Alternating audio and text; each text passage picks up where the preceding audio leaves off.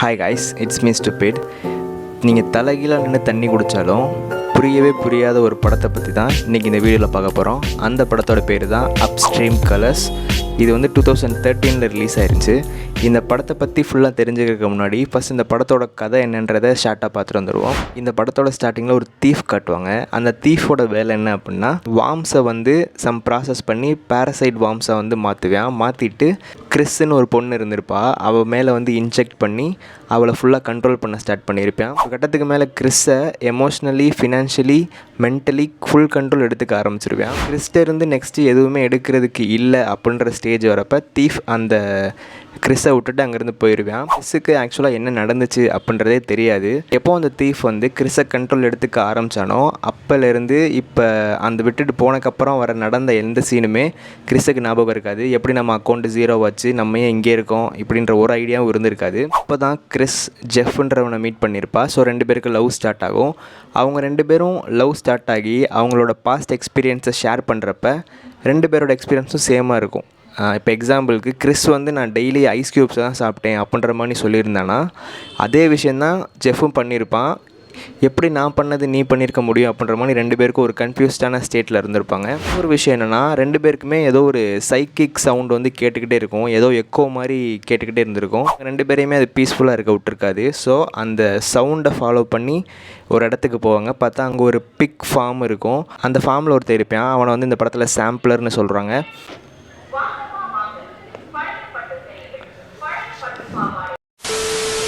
தான் இந்த எல்லா விஷயத்துக்கும் காரணம் அப்படின்றத கிறிஸ் தெரிஞ்சுக்கிட்டு அவனை ஷூட் பண்ணிடுவான். நெக்ஸ்ட் அந்த இடத்துல நிறையா பேர் வருவாங்க. அவங்க எல்லோரும் அவங்களோட லைஃப்பை ரீஸ்டார்ட் பண்ணிட்டு ஒரு பீஸ்ஃபுல்லான லைஃப்பை வாழ ஸ்டார்ட் பண்ணியிருப்பாங்க. இதோட படத்தை முடிச்சிருப்பாங்க. ஆக்சுவலாக இந்த படத்தில் டைலாக்ஸ் மூலயமா கன்வே பண்ண முடியாத சில விஷயத்த சீன் மூலயமா கன்வே பண்ணியிருப்பாங்க. பட் இது நீங்கள் நார்மலாக படம் பார்க்குறப்ப நோட்டீஸ் பண்ணியிருக்க மாட்டீங்க. அது எந்தெந்த விஷயன்றதை நான் உங்கள்கிட்ட ஃபுல்லாக எக்ஸ்பிளைன் பண்ணுறேன். ஆக்சுவலாக இந்த மொத்த படமே ஒரு சர்க்கிள் மணி தான் ரன் ஆகிட்டு இருக்கும். படத்தோட ஸ்டார்டிங்கில் ஒரு தீஃப் காட்டியிருப்பாங்களே, அவனோட வேலை என்னவாக இருக்கும்னா, ஒரு ஃபெர்டிலைசர் அவனுக்கு கிடைக்கும். அது மூலயமா வர வாமை ப்ராசஸ் பண்ணி பேரசைட் வாமாக மாற்றி அதை விக்டிம் மேலே யூஸ் பண்ணி அவங்ககிட்ட இருக்க பணத்தை வந்து ராப் பண்ணிக்கிட்டு இருப்பான். இதான் இந்த தீஃபோட வேலை. அவனுக்கு எப்படி அந்த ஃபெர்டிலைசர் ஃபார்ம் கிடச்சிருக்கும் அப்படின்னா, அந்த சாம்பிளர்னு சொன்னேன்ல, அவன் மூலிமா கிடச்சிருக்கும். ஸோ இதுதான் அந்த சர்க்கிளோட ஸ்டார்டிங் ஸ்டேஜு. நெக்ஸ்ட் என்ன நடக்கும் அப்படின்னா, அந்த தீஃபோட வேலை அங்கே முடிஞ்சக்கப்புறம் அந்த விக்டிமுக்கு வந்து கொஞ்சம் கொஞ்சமாக நார்மலைஸ் ஆவாங்க. அதாவது அந்த பேரசைட் பாமை எப்போ அந்த விக்டிம்குள்ளே இன்ஜெக்ட் பண்ணிட்டு அவங்கள ஃபுல்லாக கண்ட்ரோல் பண்ணி முடிக்கிறானோ அதுக்கடுத்து அந்த தீஃப் அங்கேருந்து போயிடுவான். அந்த விக்டிம் கொஞ்சம் கொஞ்சமாக வந்து நார்மலைஸ்ட் ஆவாங்க. ஸோ இந்த நார்மலைஸ்டான விக்டிமை வந்து சாம்பிளர் அப்படின்ற ஒருத்தர் வந்து ஃபாலோ பண்ணிட்டு போய்கிட்டு இருப்பான். ஒரு கட்டத்தில் அந்த பேரசைட் ஃபார்ம் அவங்க விக்டிம்குள்ளே தான் இருந்திருக்கும். அந்த பேரசைட் ஃபார்மை சாம்பிளர் வந்து ஒரு பிக்கோட கனெக்ட் பண்ணி விட்டுருவேன். எப்போ வந்து அந்த பிக்கையும் அந்த விக்டிமையும் கனெக்ட் பண்ணுறானோ அந்த டைம்லேருந்து அந்த பிக்குக்கும் அந்த விக்டிமுக்கும் ஒரு சைக்கிக் கனெக்ஷன் வந்து ஃபார்ம் ஆக ஆரம்பிச்சிடும். அதாவது அந்த பிக்கோட ஆக்ஷன் வந்து விக்டிமை ரிஃப்ளெக்ட் பண்ணும், விக்டிமோட ஆக்ஷன் வந்து பிக்கை ரிஃப்ளெக்ட் பண்ணும். இதை ஃபுல்லாக மானிட்டர் பண்ணிக்கிட்டு இருக்கிறது தான் அந்த சாம்பிளரோட வேலை. ஒரு கட்டத்துக்கு மேலே அந்த பிக்கை வந்து கொன்னுட்டு அதைத்தான் ஃபெர்டிலைசராக வந்து தீஃபுக்கு வந்து சென்ட் பண்ணியிருப்பான். தீஃப் எப்போ அந்த பேரசைட் வாமை வந்து விக்டிம் மேலே இன்ஜெக்ட் பண்ணிட்டு போகிறானோ அதுக்கு அடுத்துலேருந்து அந்த பிக்குக்கும் அந்த விக்டிமுக்கும் ஒரு கனெக்ஷன் ஃபார்ம் ஆயிரும். இன்னொன்று, அவங்களுக்கு வந்து ஒரு சவுண்டு கேட்டுக்கிட்டே இருக்கும். ஸோ இந்த எல்லா விஷயத்தையுமே அந்த சாம்பிளர் வந்து மானிட்டர் பண்ணிக்கிட்டே இருப்பான். சாம்பிளர் வந்து ஒரு கட்டத்தில் சரி ஓகே இதோட போதும்னு சொல்லிட்டு அந்த பிக்கை வந்து கொன்னுட்டு அதை ஃபெர்டிலைசராக மாற்றி தான் அந்த தீஃப்க்கு சென்ட் பண்ணுவான். அந்த தீஃப் அந்த ஃபெர்டிலைசர்லேருந்து வர வாமை ப்ராசஸ் பண்ணி பேரசைட் ஃபார்மாக மாற்றி நெக்ஸ்ட்டு விக்டிமை தேடி போவான். விக்டிம் கிடச்சக்கப்புறம் அவங்களுக்குள்ள அதை இன்ஜெக்ட் பண்ணிட்டு அவங்கள ஃபுல்லாக மொத்தமாக ராப் பண்ணுவான். இதுதான் இந்த ஹோல் சர்க்கிள் நடந்துக்கிட்டே இருந்திருக்கும். இந்த மாதிரி அவங்க நிறைய பேரை பண்ணியிருப்பாங்க. அதில் கிறிஸும் ஜெஃப்பும் தான் அந்த சவுண்டு வந்து எங்கேருந்து வருதுன்றதை கண்டுபிடிச்சிட்டு அந்த பிக் ஃபார்முக்கு போயிருப்பாங்க. அங்கே தான் அந்த சாம்பிளர் இருக்கான்ற விஷயம் தெரிஞ்சோடனே அவனை ஷூட் பண்ணுவாங்க. ஸோ இதோட அந்த சர்க்கிள் வந்து எண்ட் ஆகும். பேரசைட் பாம் இருக்கிற பிக்கை தான் ஃபெர்டிலைசராக மாற்றி சாம்பிளர் வந்து தீஃப்க்கு சென்ட் பண்ணுவான். தீஃப் அந்த ஃபெர்டிலைசர்லேருந்து வர வாமை தான் ப்ராசஸ் பண்ணி பேரசைட் ஃபார்மாக மாற்றி அதை வந்து விக்டிம்குள்ளே இன்ஜெக்ட் பண்ணுவான். இதுதான் அந்த சர்க்கிளு. ஸோ இப்போ சாம்பிளரையே கிறிஸ் கொண்டுருவா. கிறிஸை பொறுத்தளவுக்கு அவளோட இன்ட்யூஷன் மூலயமா ஒரு இடத்துக்கு போயிருப்பா. அங்கே இருக்க ஒருத்தவன் தான் நம்மளை ஏதோ பண்ணியிருக்கான்ற விஷயம் தெரிஞ்சிருக்கும். ஆக்சுவலாக அவளுக்கே ஷுவராக தெரிஞ்சிருக்காது இவன் தான் நம்மளை ஏதோ பண்ணியிருக்கான் அப்படின்ட்டு. அந்த இன்ட்யூஷனில் அவனை ஷூட் பண்ணியிருப்பா. ஆனால் கிறிஸுக்கு தெரியாது இவன் தான் இந்த சர்க்கிள் ரன் ஆகிறதுக்கு முக்கியமான வேலை பார்க்குறான் அப்படின்ட்டு. ஸோ ஒன்ஸ் அந்த சாம்பிளரை கிறிஸ் ஷூட் பண்ணக்கப்புறம் அந்த சைக்கிள் வந்து பிரேக் ஆகிருக்கும். இதை மூவியில் கடைசியில் ஒரு சீனாக வச்சுருப்பாங்க. அதாவது லாஸ்ட்டாக கிடச்ச ஃபெர்டிலைசர்லேருந்து அந்த செடியை எடுத்து ரிசர்ச் பண்ணி பார்ப்பான். பார்த்தா முன்னாடி வந்த பேரசைட் பாம் மாதிரி இது இருந்திருக்காது. ஸோ அதை வந்து ஒரு சீனாக வச்சுருப்பாங்க.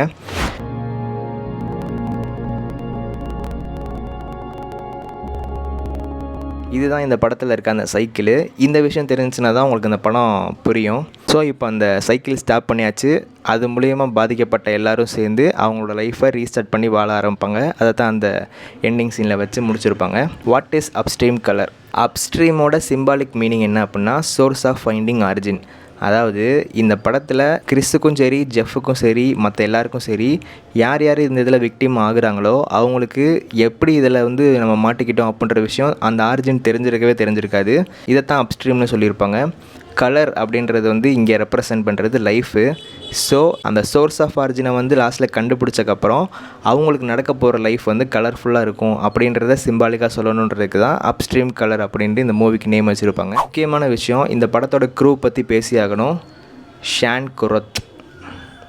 ஏன்னா படத்தில் க்ரூன்னு சொல்லிட்டு ஒரு ஆளை மட்டும் மென்ஷன் பண்ணுற அப்படின்னா because he is a cinematographer, director, writer, composer, editor.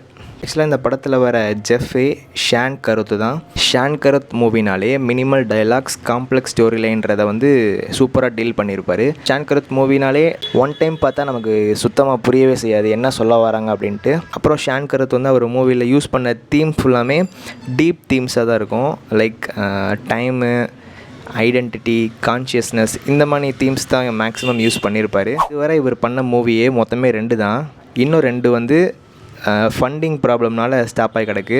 இதில் ஒரு ஃபஸ்ட்டு பண்ண மூவி வந்து 2004 ரிலீஸ் ஆன ப்ரைமர்ன்ற மூவி ரொம்ப கம்மியான பட்ஜெட்டில் சரியான ஒரு பாக்ஸ் ஆஃபீஸ் ஹிட்டு கொடுத்துருந்துச்சு. ஆக்சுவலாக அந்த படமே இப்போ வரை யாருக்குமே ஃபஸ்ட் டைம் பார்த்தாலும் புரியாது, 10 தடவை பார்த்தாலும் புரியாது.